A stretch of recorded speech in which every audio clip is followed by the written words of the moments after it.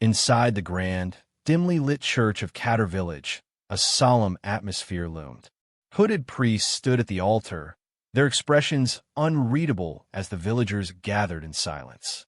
Then, the chief priest spoke, his voice echoing off the stone walls as he declared the punishment of a young man named Kiska.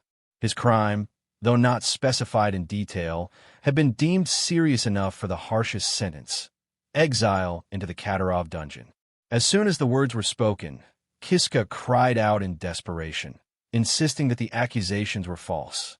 He shouted that he had done nothing wrong and had been framed. His voice cracked with emotion as he pleaded for someone to believe him. But the priests remained unmoved, their gazes cold and dismissive. The chief priest waved his hand with finality, ordering the soldiers to take him away. The guard stepped forward, seized Kiska by the arms, and began dragging him toward his fate, ignoring his protests. The story then shifted to earlier that day in Katter village, the place where Kiska had been born and raised. The village was known far and wide for housing the infamous S-rank Katarov dungeon. Because of its reputation, adventurers from all corners of the kingdom came to try their luck, crowding the village streets with armor, weapons, and grand ambitions. In the midst of this chaos, Kiska lived a quiet life as a humble farmer. That morning, Kiska sat alone in the middle of his ruined field. The crops he had worked so hard to grow were destroyed, trampled, and broken beyond repair. He stared at the soil in silence, his heart heavy with despair. Just then, a group of boys approached. Leading them was Derek, the arrogant son of the village head. He was flanked by two other boys, both snickering as they walked. Derek sneered and remarked that he had heard from his father that Kiska's harvest had failed this year. Kiska, despite knowing that Derek himself had destroyed the field, merely bowed his head and apologized. He said nothing to defend himself. It wasn't the first time this had happened, and deep down, he knew it wouldn't be the last. Kiska was an Alula, a person with silver hair. In this country, those with silver hair were called Alks, a group hated and feared by the people.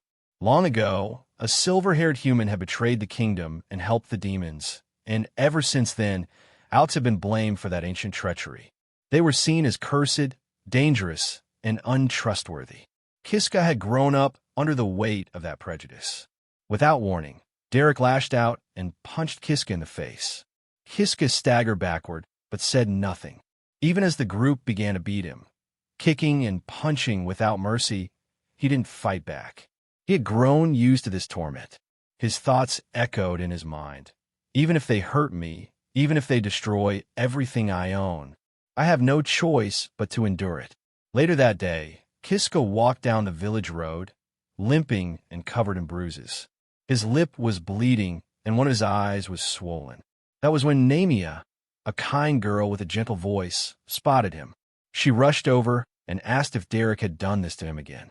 Although she already knew the answer, she asked anyway, her concern sincere. Namia had been Kiska's neighbor since childhood and was perhaps the only person in the entire village who treated him like a human being. She led him to the bridge nearby, where they often sat together in quieter times and insisted on treating his wounds. As she carefully wrapped bandages around his injuries, she scolded him softly for not standing up for himself, but didn't push him. When she was done, Kiska whispered a soft thank you. Namia sat beside him, looking into the distance, then asked why the villagers hated him so much. Kiska lowered his head and muttered that he didn't know what he had done wrong. He said his silver hair was a curse, something disgusting that reminded people of betrayal and darkness. But Namia quickly shook her head and told him she thought his hair was beautiful. She said it reminded her of the moonlight, calm, rare, and striking. Hearing her words, Kiska smiled faintly. In his heart, he believed that his silver hair only brought misfortune. Yet, in Namia's eyes, he was someone worth caring for, someone who deserved kindness. Then, Namia said something that shattered the fragile peace of the moment. She quietly admitted that she was going to marry Derek. Kiska was stunned. His heart sank. For a moment, he couldn't even speak. But finally, he forced a smile and congratulated her. Namia looked at him with concern and asked if he was truly okay with her marrying Derek. When he couldn't answer, she asked him a different question, if he intended to stay in the village forever. Kiska nodded slowly and said he had no choice. This was his home, no matter how cruel it had become. Namia turned to him and took his hand. Her voice trembled slightly as she said they should leave the village together. She explained that she had been saving money, enough for the two of them to start a new life elsewhere. With those savings, they could escape the hatred, the beatings, and the constant fear. Kiska stared at her in disbelief and asked if she was serious. Namia nodded firmly. She told him she didn't want to marry someone like Derek, who was addicted to drugs and cruel to others. She wanted freedom, peace, and a future not poisoned by hatred. In that moment of raw honesty, they kissed. It was the first time they had ever done so. After pulling away, Kiska whispered, "I love you." Namia smiled and replied, "I love you too." For the first time in years, hope stirred within Kiska's chest. But neither of them knew that their time was already running out, and that fate had a far crueler path planned for him. At the nightfall, Kiska made his way quietly through the village, his heart pounding with anticipation. He was heading toward Namia's house, lost in hopeful thoughts. The plan was simple. They would run away together, leave this cursed village behind, and start anew. For the first time in a long while, Kiska felt a glimmer of happiness, convinced that his darkest days were finally behind him. But just as he approached her home, a sharp cry shattered the silence. "Stop it!" The voice yelled, unmistakably Namia's. Kiska's heart sank. Panic overtook him. Without hesitation, he dropped the small bag he carried and sprinted toward the house. Bursting through the door, he was met with a horrifying scene. Derek and two of his friends had cornered Namia. Their intentions were unmistakable, and the fear in Namia's eyes made Kiska's blood boil. Derek turned to him, smirking arrogantly, and demanded to know what Kiska was doing there. But Kiska, shaking with rage, threw the question right back at him. Derek laughed and said that what they were doing was obvious. Kiska didn't waste another second. With a roar, he charged forward and punched Derek square in the face. But the moment of triumph was short-lived. Derek retaliated with a brutal blow to Kiska's stomach, knocking the wind out of him. The next moment, all three of them were on him, beating him mercilessly. Namia screamed for them to stop, but her pleas fell on deaf ears. After several minutes of relentless violence, Derek leaned in and mockingly repeated his question, this time taunting Kiska. He then dropped a cruel bombshell that Namia was his fiancée and demanded again to know why Kiska was there so late at night. Kiska refused to answer, still gasping from the pain. The refusal only infuriated Derek more. He ordered his friends to hold Kiska against the wall. Then, with a twisted grin, Derek began torturing him, tearing out his fingernails one by one. Kiska's screams echoed through the room, raw with agony, but the torment continued without mercy. Desperate to save him, Namia made a painful decision. She promised to tell Derek the truth if he would just let Kiska go. Kiska, through bloodied lips and fading strength, begged her not to say a word. But her tears betrayed her resolve. Ignoring his desperate cries, she confessed everything. The plan to run away, their love, their hope to escape the cruelty of this place. Even as she spoke, the two other men kept beating Kiska. And when she finished, the truth did not bring mercy. It brought death. Derek, consumed with rage, grabbed Namia by the throat. Her screams were cut short as he strangled the life out of her right there, in front of Kiska's blood-soaked eyes. When she finally fell silent, lifeless on the floor, Derek stepped back and calmly ordered his friends to prepare the scene. They framed Kiska for everything, the assault, the murder. And with Namia dead, there was no one left to speak the truth. The next day, the village gathered for the trial. Despite Kiska's desperate claims of innocence, despite his repeated cries that he was framed, the testimonies of Derek and his two friends, supported by the village elder himself, left no room for doubt. No one believed him, or perhaps no one wanted to. The judgment was swift and cruel. Kiska was to be sent to the Katarov dungeon, a death sentence disguised as exile. No one had ever returned from that forsaken place. As the priest read the sentence aloud, Kiska stood in silence, his heart hollow. Not even the gods had heard his screams that night. A soldier cut the ropes that bound his hands, and the priest gave the final order, "Throw him in." The teleportation circle beneath him began to glow with cold, blue light. As the power surged around him, Kiska's last thoughts were not of fear, but of hatred, a deep, burning hatred for everyone in the village who let this happen. Then, in a flash of light, he vanished. He awoke in darkness. The dungeon was damp, cold, and filled with a stench of blood and rot. As he staggered to his feet, a monstrous roar echoed through the air. A massive creature emerged from the shadows, an A-rank monster known as a bugbear.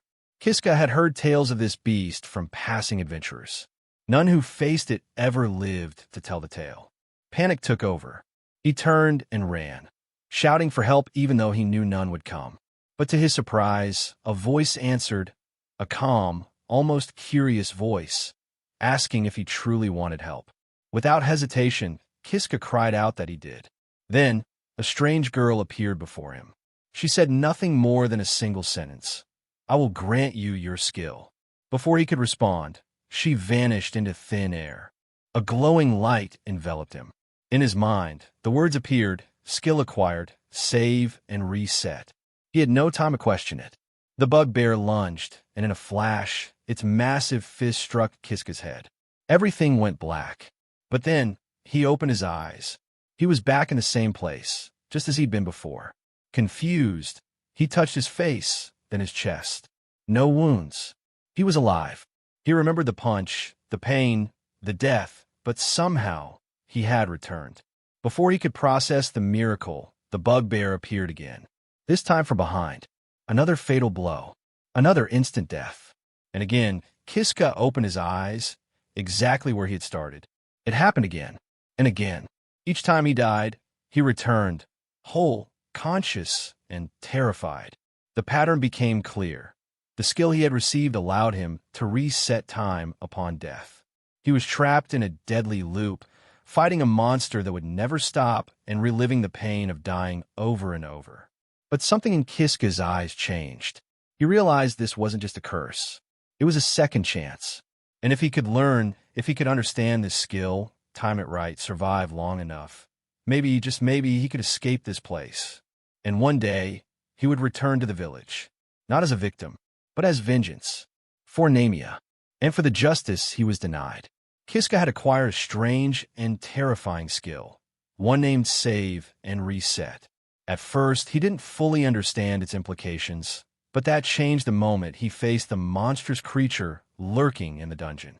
Fear gripped him as the reality of his situation settled in.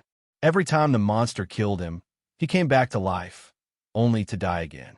No matter what he tried, running away, dodging to the left or right, or even leaping into the air, nothing worked. The result was always the same: death. Again and again, he met a gruesome end. After numerous deaths, the pain, fear, and hopelessness began to consume him. He found himself begging internally for the cycle to stop. It wasn't the monster that frightened him most anymore. It was the idea that he might be trapped in this endless loop forever. He began to long for a true death, something final, something that would free him from this torment. The pain wasn't just physical anymore. It was emotional, spiritual, deep-rooted. Then, a thought struck him. What if he could disable the skill?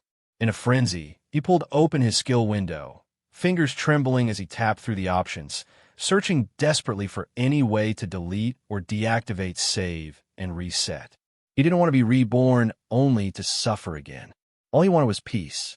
But as soon as his finger touched the interface, something unexpected happened. A surge of memories came rushing back. Namia's voice, Derek's betrayal, the villagers who had tricked and condemned him. The betrayal, the lies, the pain. He remembered everything. The reason he was here, the people who wronged him, and the burning rage that had once filled him. In that moment, he realized something important. Even if he died for real, his hatred wouldn't vanish. The injustice he suffered wouldn't be erased. His pain, his anger, None of it would disappear just because he gave up. Without giving another thought, Kiska rose to his feet and charged at the monster, an enormous bugbear. His heart pounded, but his hands were steady. Though he managed to dodge the creature's first blow, the second one caught him by surprise, crushing his body and killing him instantly. But unlike before, there was a difference. He had managed to evade at least one attack. That was progress. Over time, he stopped counting how many times he died. But if he had to guess, it was well over 100. Through each death, he learned a little more. The bugbear's attacks followed a pattern. It would swing with its right arm. Kiska learned to duck. Then it followed with a left arm strike. He would roll right. And if timed right, he could slip behind it before the next attack. He began to understand that rushing to escape only led to failure. Patience was key. Timing was everything. He learned to stay calm, draw the monster into attacking, and strike when the opportunity presented itself. One day, after yet another reset, Kiska finally managed to dodge all of the creature's attacks and land a solid punch to its face. The beast collapsed from the blow. It wasn't a fatal strike, but it bought him time, 25 seconds to be exact. It wasn't much, but to Kiska, it was everything. He frantically searched the room for anything he could use to finish the fight. He remembered passing by certain areas during his countless deaths, places that looked like they might hold hidden items or traps. But treasure after treasure, death after death, yielded nothing useful. The bugbear rose again, and once more he had to flee. As he dashed through a new corridor, his foot triggered a hidden trap. A pit opened beneath him, and before he could react, he was impaled by spikes. Death claimed him again. By the time Kiska reached his 200th death, he had fought the monster so many times that his movements had become fluid, almost instinctual. He had become faster, sharper. He had begun aiming for the bugbear's eyes to buy more time. His latest attack granted him a full 35 seconds. It was an improvement. More importantly, he had begun memorizing the dungeon layout, including the traps and hazards that had once killed him repeatedly. Then one day he stopped running. Standing still, he waited for the bugbear to approach. When the beast was just 2 steps away, Kiska suddenly triggered a trap and leapt into the pit. This time, however, he twisted his body mid-air and landed in just the right position to avoid the spikes. For the first time, he survived the fall. He let out a shaky breath, a small, triumphant smile forming on his lips. It had taken over 200 deaths, but he had done it. While exploring the trap during previous lives, he had discovered something strange, a hidden passage leading into a narrow tunnel. Without hesitation, he crawled through the dark, damp tunnel until it opened into a large hidden chamber. In the center of the room stood a single treasure chest, bathed in a faint, mysterious glow. With a mixture of caution and hope, Kiska approached and opened the chest. Inside lay a radiant, shimmering item, the crystal of wisdom. The moment his fingers touched the crystal, a warm pulse of energy surged through him. A glowing screen materialized before his eyes, displaying an array of new skills. For the first time in what felt like an eternity, Kiska felt something other than fear or pain. He felt hope. His suffering had brought him here. His persistence had earned him this. The road ahead was still dangerous, but now, armed with knowledge, new abilities, and a fire forged through death itself, Kiska was no longer the same desperate boy. He was ready. There were skills ranked from D rank all the way up to S rank, and Kiska could only choose one. As he carefully inspected the list, he quickly realized that magic-based abilities like healing magic or fire magic wouldn't be optimal. Without foundational skills like magic generation, those spells would be useless. Eliminating them from consideration, he turned his attention to swordsmanship and archery. However, he had no weapons. That meant those options were off the table too. Now, only the S-rank skills remained. His first thought was to choose acceleration, hoping it would help him escape quickly. But after some deliberation, he abandoned that idea and instead chose stealth, reasoning that the ability to remain unseen might give him a better chance at survival. As soon as he acquired the stealth skill, the room's exit slammed shut. Without warning, Dozens of bugbears emerged from the shadows. Before Kiska could react, he was brutally killed. The next moment, he was back at the starting point. He fought his way through again and, once more, reached the treasure room. This time, he selected acceleration. Like before, the bugbears surrounded him. Without wasting a second, he jumped toward one of them and struck. However, his body wasn't prepared for the immense force behind the attack. His arms snapped under the strain. Although his speed had increased, his body couldn't handle the sudden boost in physical output. Once again, he died and returned to the beginning. From that point on, Kiska began dodging the bugbear's attacks immediately upon respawn. He started to believe he was making real progress. If he could evade their offense using acceleration, he might find windows to strike back.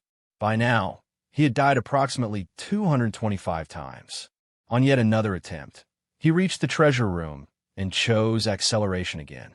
He raced around the chamber, trying to take down the bugbears using hit-and-run tactics, but the strategy failed.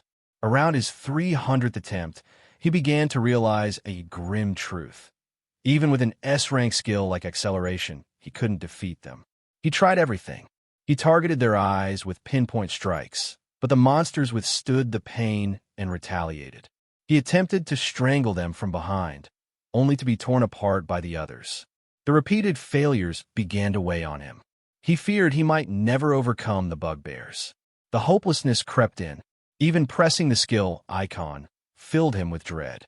Every time he respawned, the first bugbear launched an immediate attack. If he didn't act instantly, he would die again. Trapped in a cycle of endless death, he began to lose hope. But then, a flicker of memory returned.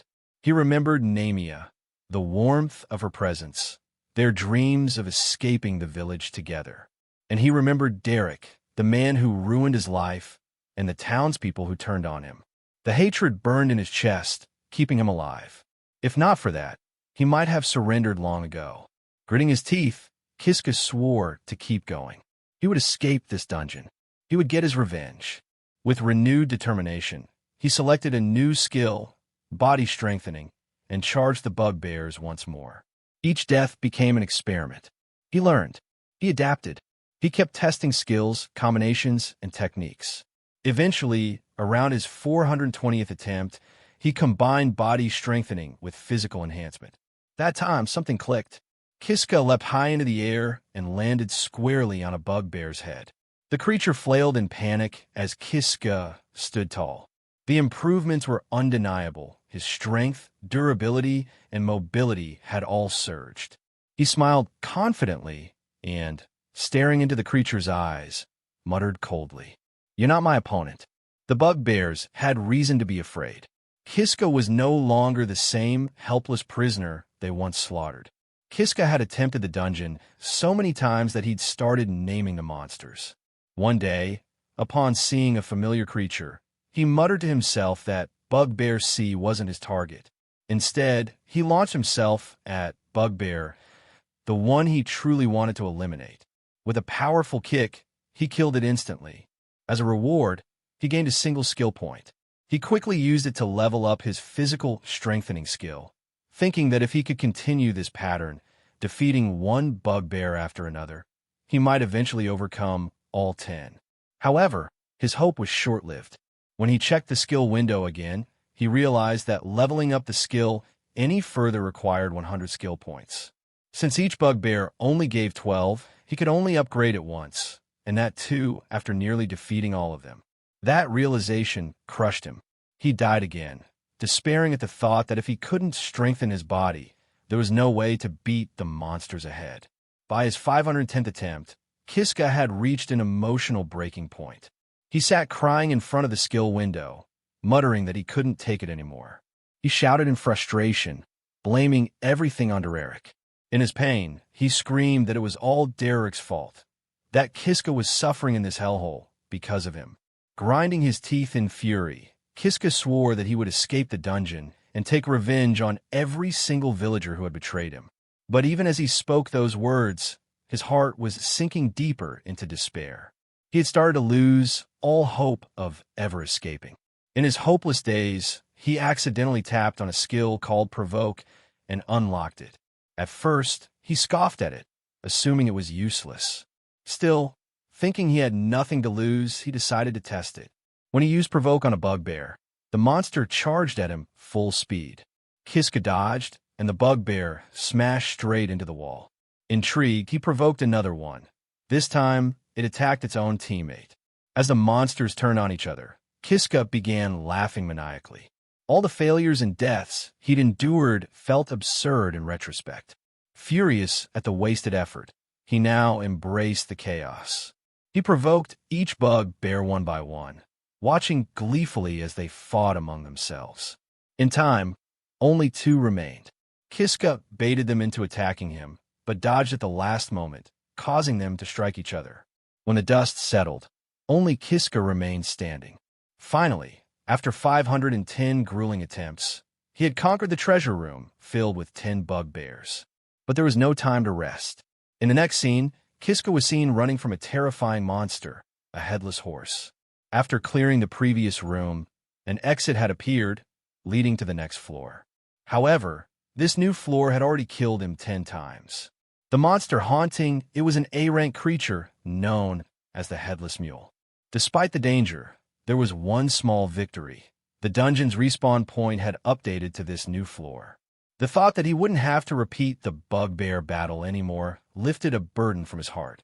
After running for a while, Kiska stumbled into an unfamiliar area.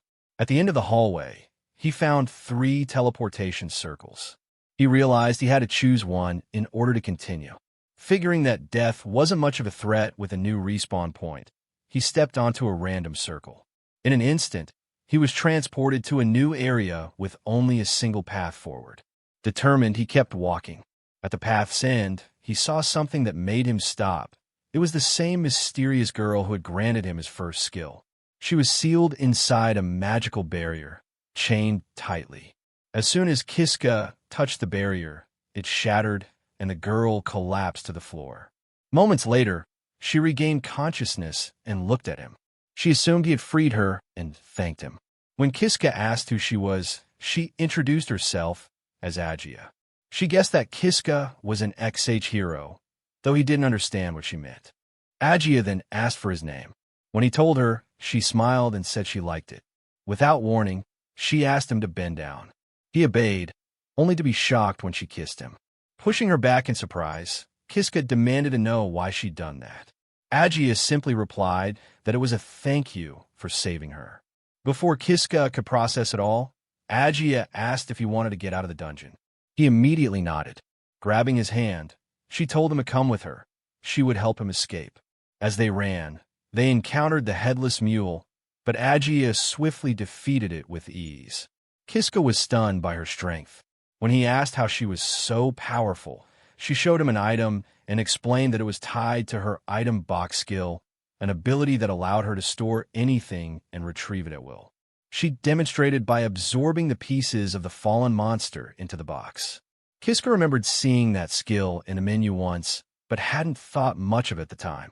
After collecting the monster's parts, Agia announced that her magic collection was complete. Kiska followed her, asking where they were going next. She told him they were heading toward a room containing the dungeon's mini-boss. Kiska grew anxious at the idea of another high-stakes battle, but Agia assured him that it was necessary to move forward. Standing in front of the boss room, she turned to him and said that if it weren't for Kiska, she'd still be sealed. To repay him, she would fight in his place. Kiska smiled, admitting that if it weren't for her, he would have died long ago. He told her they were even now. With that, they both stepped into the room. Before them stood a massive S-rank golem. Kiska's jaw dropped at the sheer size of the creature.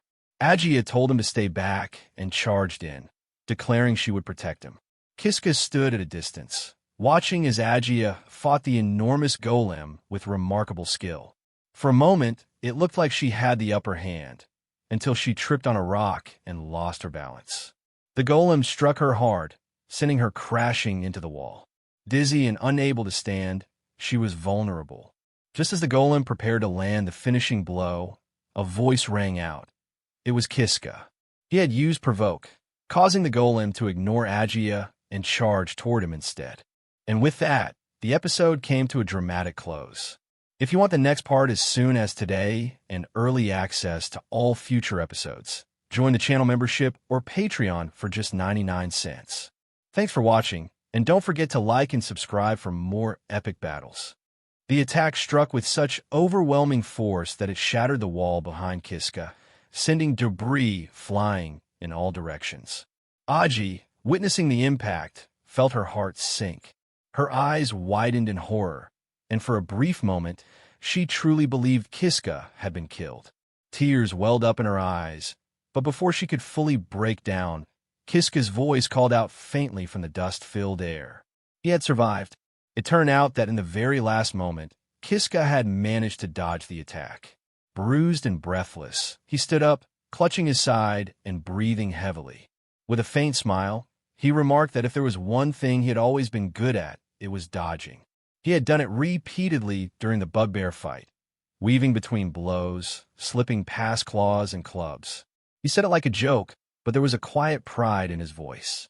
Aji let out a relieved laugh, brushing away her tears as she looked at him with admiration. Without wasting another moment, she stepped forward, drew her sword, and invoked her sacred technique, Dragon Slayer. A surge of power engulfed her blade, and with a single, devastating swing, she cleaved the golem in two.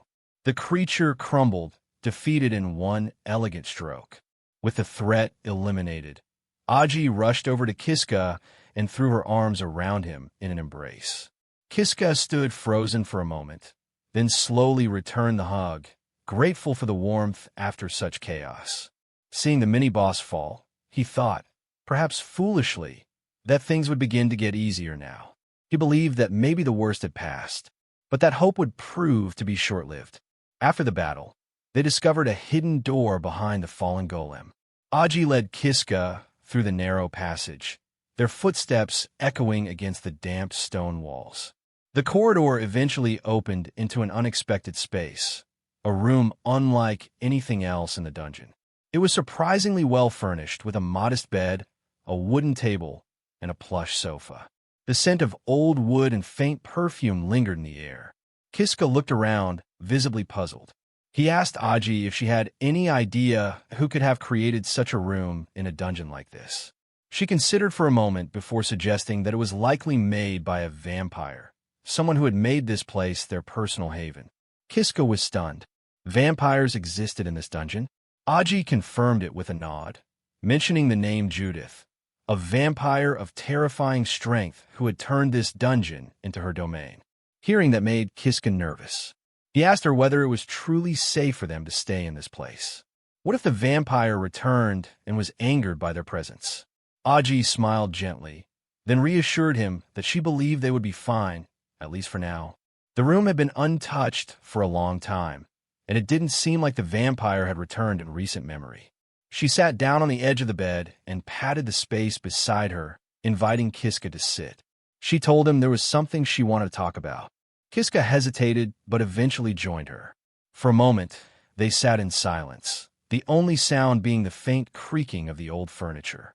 Then, Kiska asked a question that had clearly been weighing on him.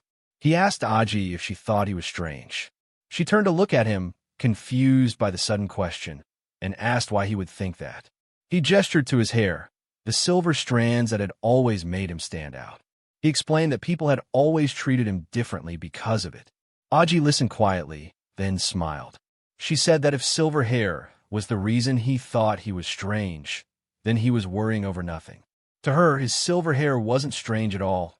In fact, it was beautiful. There was something magical about it, she said, something rare and captivating. Those words stayed with Kiska. No one had ever complimented his hair before. In fact, he had grown up associating his silver hair with shame. It was a mark of the Alk tribe, a group despised by most. Until now, only Namia had ever smiled while looking at his hair. And now Aji. She had become the second person to do so. Before he could thank her, Aji revealed something even more shocking. She said that she wasn't from this world. Kiska blinked, unsure if he had heard correctly. Aji explained that she had come from a different place, a different world altogether, and she believed that her unique perspective might be why she saw beauty in things others scorned. Kiska stared at her in awe, absorbing the magnitude of what she had just said. Sensing his amazement, Aji gently asked if he believed her. Without hesitation, Kiska nodded. He said he did, not because he had proof, but because something about her words, her presence, felt true. Hearing that made Aji smile. She leaned against him, resting her head softly on his shoulder. She said that she had already expected him to believe her. He was different, not just because of his hair, but because of the way he looked at the world. Kiska, feeling her warmth beside him, realized that he felt an unexpected closeness to her. Perhaps it was because she was also different. Perhaps it was because she didn't see him as a monster or a cursed child. Whatever the reason, in that moment, sitting beside her in that quiet, strange room, he felt at peace. But then his stomach let out a loud growl. Aji lifted her head and raised an eyebrow, pretending to look serious. She asked if he was angry. Kiska laughed awkwardly and explained that ever since he'd entered the dungeon, he hadn't eaten a proper meal. Everything had been survival, scraps, old rations, and whatever he could find. Aji stood up with determination and declared that she had plenty of headless mule meat stored in her item box. From now on, she said, she would do her best to cook for him whenever she could. She moved quickly and began preparing a meal using the tools and ingredients she had stored. The scent of sizzling meat soon filled the room, warm and comforting. After some time, she laid the food out neatly on the table and gestured for Kiska to start eating. Kiska took a bite, then another, and his eyes lit up. He looked up at Aji and told her that the food was incredibly delicious. He hadn't tasted anything this good in what felt like forever. Aji beamed with joy. Seeing him eat so happily filled her with a sense of purpose, and something else, something quiet and warm she couldn't yet name.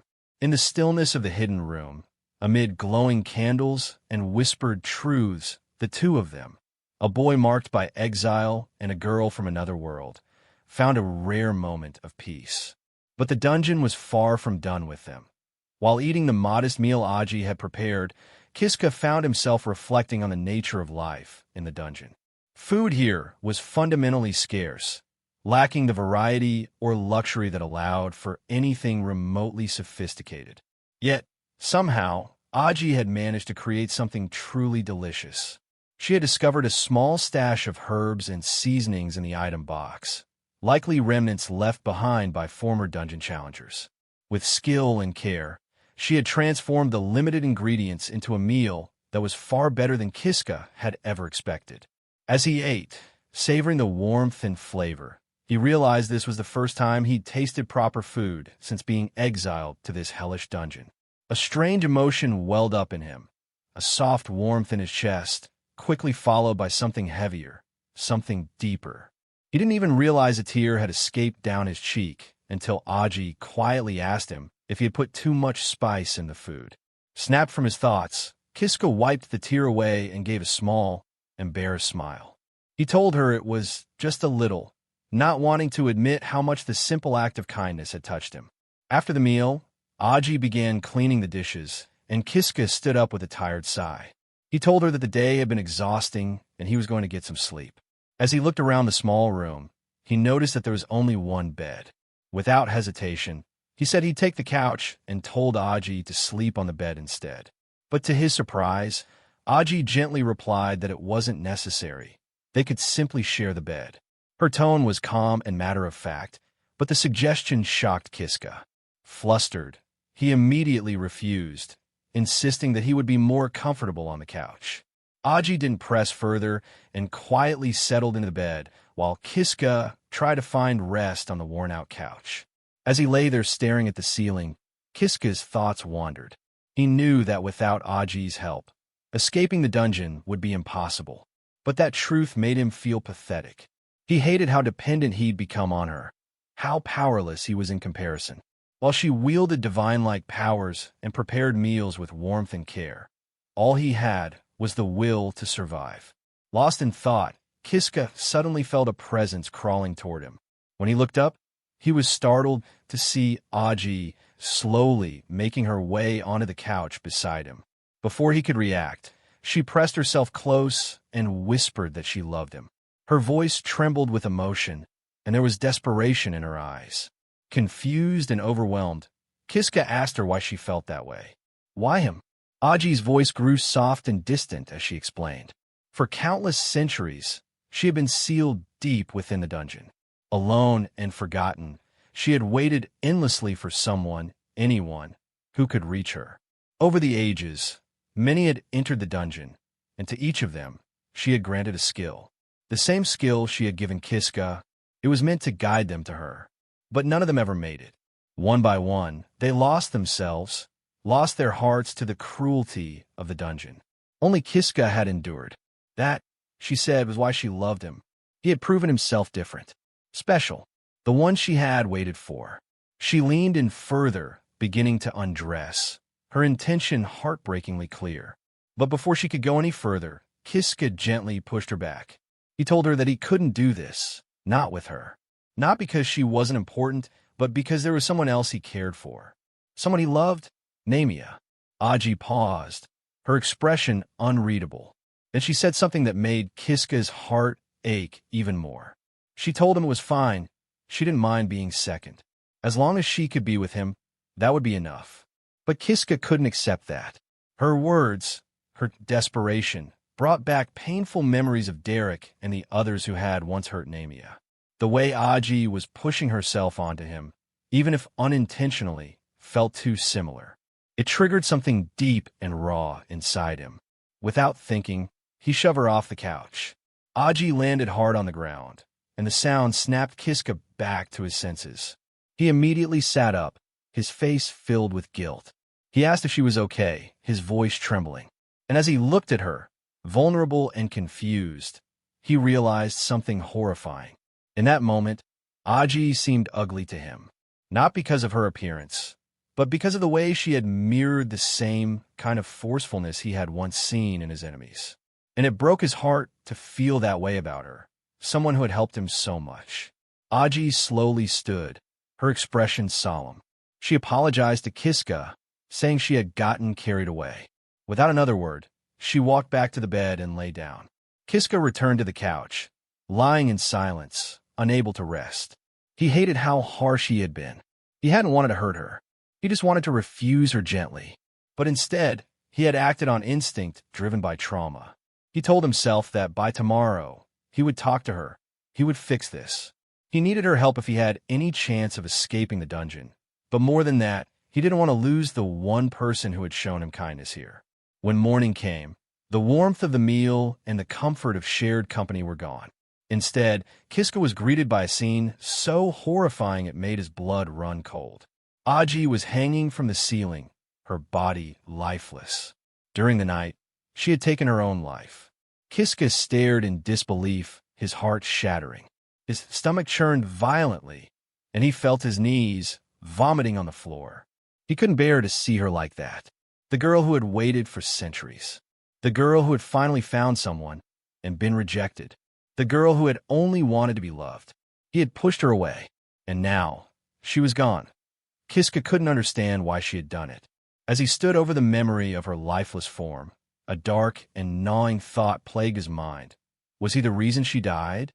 Had his rejection driven AIA to take her own life? The weight of that possibility crushed his heart, and before he could think clearly, he fled. Shouting into the shadows that he wasn't the villain, he ran through the hidden corridor, the secret passage that led deeper into the dungeon. He kept repeating to himself that it had all been an accident, that he hadn't meant for any of it to happen.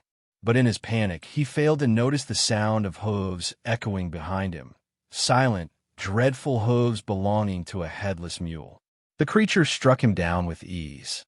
Surrounded and outmatched, Kiska met a swift and brutal end. In the moment before darkness consumed him, he understood just how dependent he had become on AIA. Without her support, he was nothing more than prey in this cursed place.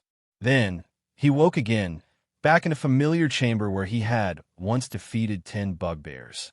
As he lay on the cold stone floor, his mind wandered back to AIA. He questioned everything. Had she truly taken her life because he turned her down? Could things have gone differently if he had accepted her love? Troubled, he walked forward slowly, dragging his feet as uncertainty clouded every step. He asked himself what he should do. Accepting her love now felt like betrayal, to her or to someone else. And then, as if summoned by his doubt, the memory of Namia surfaced. Namia, the girl he once loved, the girl who is now dead. Eventually, he found himself once again before AIA's sealed chamber. Seeing her lying there, he allowed himself to believe, even if for a moment, that she was still alive. In that fragile hope, he came to a realization. If he simply rewound time, AIA would always be here. Maybe this time, he could make things right. Maybe this time, he would choose her. With that decision, he reached out and touched the barrier. As before, it shattered, and AIA opened her eyes. She stood and looked at him, confused, asking for his name. When he answered, telling her he was Kiska, she tilted her head and remarked that she had never heard of anyone by that name. Then, with an expression of mild disgust, she commented on the terrible smell coming from him. A strange and unsettling feeling crept through Kiska. Something was different. This girl looked like AIA, but she didn't feel like her. She had the same face, the same voice, but something about her presence was off. Trying to make sense of it, Kiska asked if she was Aya, one of the strange beings of this dungeon. The girl froze, and realization flickered in her eyes. She seemed to understand that this wasn't the first time they had met. But instead of being surprised, Kiska remained calm. After all, it had been AIA who had given him the save and reset skill. It was only natural she would guess he had returned. But in the next instant, her demeanor changed completely. Without warning, she grabbed him by the neck and lifted him off the ground. She spoke coldly, accusing him of betraying her the last time. That betrayal, she claimed, was the reason for the foul aura now clinging to him. She told him not to make the foolish mistake of thinking that death could erase his actions, that even in death, the soul bore the weight of its sins. Struggling in her grip, Kiska choked out a question, desperate to understand who she really was. She finally revealed part of the truth. Her identity, she said, was not so different from his own. There was no way a true Aya would ever lower herself to speak to someone like him. When he pleaded to continue the conversation, she cut him off coldly. Aji refuses to talk to you, she said with chilling finality. Before he could respond, she warned him, never get involved with AIA again. And with those words, she snapped his neck. Once more, Kiska woke in the bugbear room. This time, his thoughts were clear. He told himself he wanted nothing more to do with AIA or Aya. If simply meeting her meant certain death, then he would never break her seal again. As he resumed his journey through the dungeon, he eventually arrived at the Chamber of Teleportation Circles. Determined to take a different path, he chose another circle, one that led somewhere unfamiliar. But despite his efforts, the new route looked eerily similar to the one that led to AIA. For a moment, he feared he had returned to her domain. Then, something unexpected happened. He came across a girl sitting casually on a velvet chair, sipping tea as though she were at a peaceful garden party rather than trapped in a cursed dungeon. She glanced up at him with mild interest and remarked that it was rare for an intruder to make it this far. Kiska stared dumbfounded. In a place filled with death and monsters, this girl looked completely at ease. Who was she? She took another sip, then asked him plainly what he wanted. Did he come here for something? Scratching his head and trying to make sense of it all, Kiska told her he was just looking for a way out of the dungeon. She blinked, then frowned. Well, that's rude, she said. Rising from her seat, she revealed her true nature. She was the great true ancestor of the vampires. She seemed offended by Kiska's lack of respect and made it clear that someone who truly understood her identity wouldn't speak to her so casually. Without another word, she drew a blade of blood from a cut in her own arm and, in an instant, stood before him. Before Kiska could even react, she drove the sword through his chest. He died again. And when he woke up in a room where he had once killed the 10 bugbears, he stared blankly at the ceiling and muttered to himself, "This dungeon, it's full of bad people." And with that, the episode came to a dramatic close. If you want to watch the next part as soon as today and gain early access to all upcoming episodes, Don't forget to join the channel membership or Patreon for just 99 cents. Thanks for watching. Please like, subscribe, and stay tuned for more epic battles from the tower and beyond.